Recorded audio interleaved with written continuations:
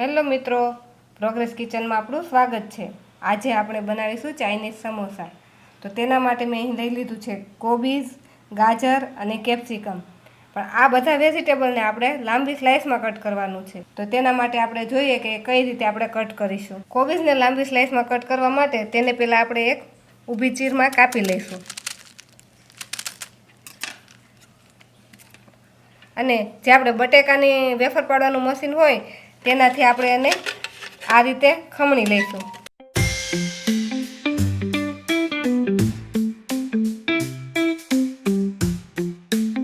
તો આપણી કોબીજ બધી કપાઈને રેડી થઈ ગઈ છે।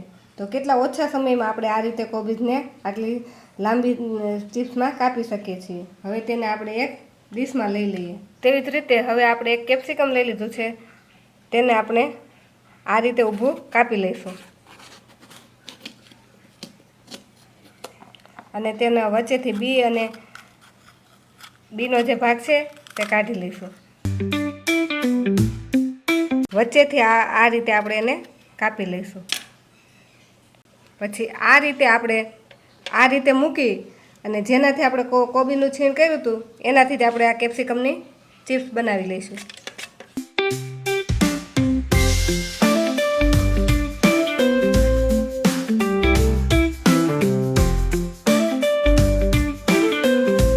હવે આપણા કેપ્સિકમની ચિપ્સ પણ પડીને રેડી થઈ ગઈ છે। તો કેટલી સરસ પતલી પતલી ચિપ્સ પડી છે। હવે આને પણ આપણે એક થાળીમાં મૂકી દઈશું। હવે ગાજરની ચિપ્સ કરવા માટે આપણે ગાજરને પહેલાં વચ્ચેથી 3 ભાગમાં કાપી લઈશું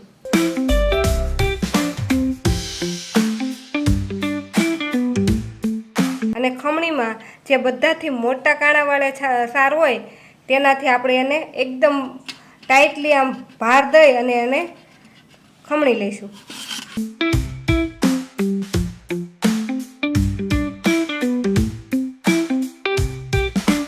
જો આ રીતે આપણે ગાજરને ખમણશું તો એની વચ્ચેનો ભાગ આપણે સહેલાઈથી કાઢી શકશું।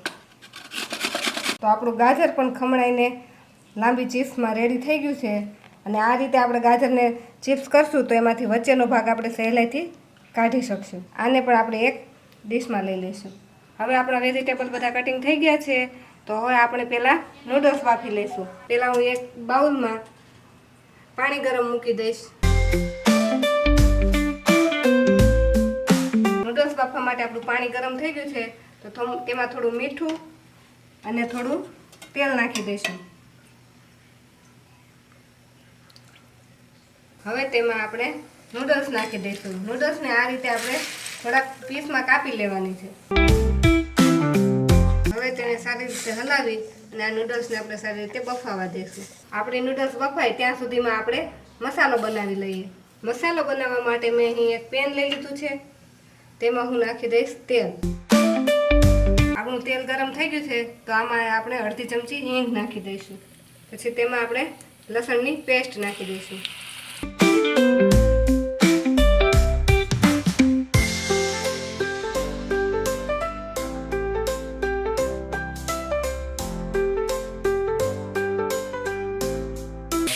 આપણું લસણ સતળાઈ જાય એટલે એમાં આપણે નાખી દઈશું 1 ચમચી આદુનું છીણ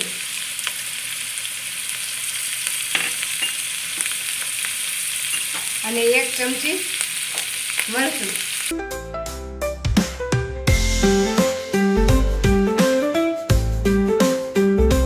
આદુ મરચાં અને લસણની પેસ્ટ સારી રીતે સતળાઈ ગઈ છે। હવે તેમાં આપણે બધા વેજીટેબલ એડ કરી દઈશું।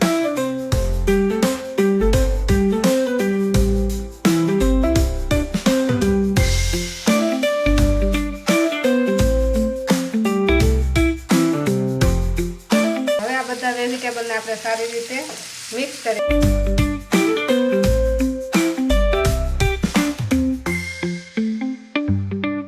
આ વેજીટેબલને આપણે 5 જ મિનિટ માટે કૂક થવા દેવાના છે અને તે પણ ફૂલ ગેસ પર। જો આપણે ગેસની ફ્લેમ ધીમી રાખશું તો આ વેજીટેબલમાંથી પાણી છૂટવા માંડશે। તો 5 જ મિનિટમાં આપણું વેજીટેબલ કૂક થઈ ગયું છે। તો હવે આપણે તેમાં મસાલા કરી લઈશું। 1 ચમચી સોયા સોસ નાખી દઈશું,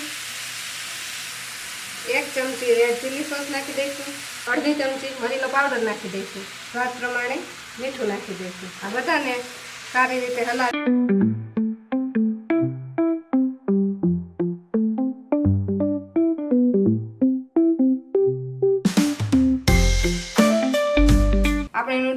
ખમણાઈને રેડી થઈ ગઈ છે. તો આપણે નૂડલ્સમાંથી બધું પાણી કાઢી લઈશું.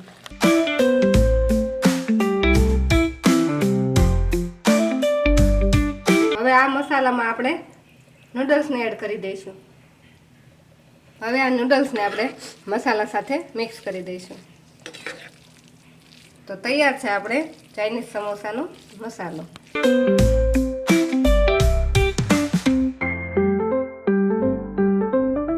હવે આપણા બનેલા મસાલાને આપણે એક બાઉલમાં ટ્રાન્સફર કરી દઈશું. આપણો મસાલો ઠંડો થાય છે ત્યાં સુધીમાં આપણે સમોસાને પેક કરવા માટે સ્લરી બનાવી લઈશું. તો તેના માટે મેં અહીં 2 ચમચી મેંદો લીધો છે. તેમાં થોડું થોડું પાણી એડ કરતા અને આપણે પાતળી સ્લરી બનાવી લઈશું.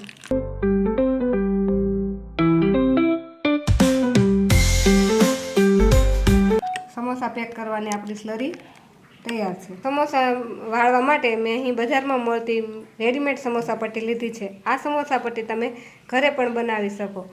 જો તેને ઘરે બનાવી હોય સમોસા પટ્ટીને તો તેના માટે આપણે મેંદાનો લોટ લઈ અને મીડિયમ બાંધી અને તેમાંથી મોટી રોટલી વણી લેવાની અને એ રોટલીને થોડી થોડી શેકી તેમાં ઊભા કાપા પાડી અને આ રીતની પટ્ટી બનાવી લેવાની. સમોસા બનાવવા માટે પહેલાં આપણે એક ઊભી પટ્ટી મૂકી દઈશું. એના પર એક આ રીતે આડી પટ્ટી મૂકી દઈશું. હવે તેના પર આપણે જે સ્ટફિંગ બનાવેલું છે તે વચ્ચે બરાબર મૂકી દઈશું. હવે જે આપણે નીચે પહેલાં સમોસા પટ્ટી મૂકી છે તેને આ રીતે ઉપર ફોલ્ડ કરી દઈશું. બીજી સાઈડથી પણ તેને આ રીતે ઉપર ફોલ્ડ કરી દઈશું. પટ્ટીની બંને સાઈડ થોડી થોડી સ્લરી લગાવી દઈશું.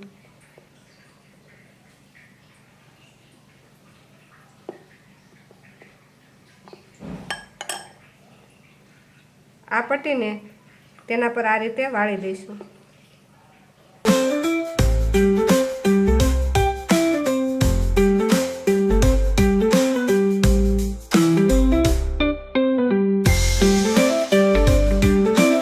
આ રીતે આપણું સમોસું બનીને રેડી થઈ ગયું છે.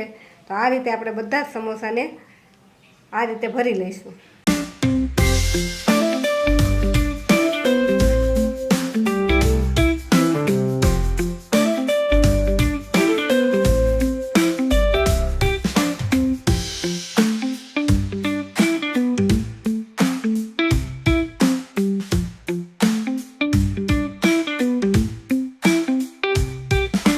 આપણા બધા જ સમોસા બનીને રેડી થઈ ગયા છે. તો હવે આપણે આ સમોસાને તળી લઈશું. હવે આપણે એક પેન લઈ લઈશું અને તેમાં આપણે તેલ ગરમ મૂકી દઈશું. હવે આપણું તેલ ગરમ થઈ ગયું છે. તો હવે એમાં આપણે બધા સમોસાને નાખી દઈશું. આ સમોસાને આપણે એકદમ સ્લો ગેસ પર તળવાના છે, કેમ કે આપણી સમોસાની પટ્ટી રેડી છે એટલે એને તળાતા વાર નથી લાગતી.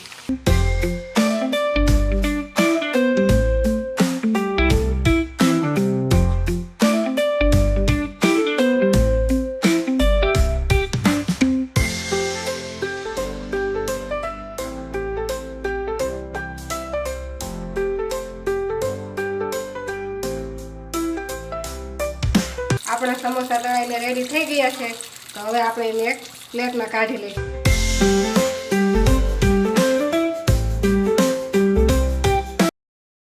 હવે આવી રીતે આપણે બીજા સમોસા પણ તળી લઈશું.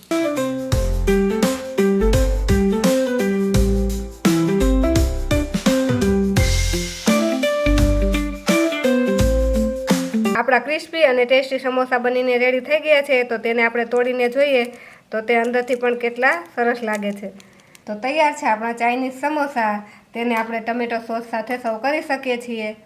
જો તમને અમારી આજની રેસીપી ગમી હોય તો અમારા વિડીયોને લાઇક કરો અને અમારી ચેનલ પ્રોગ્રેસ કિચનને સબસ્ક્રાઈબ કરો.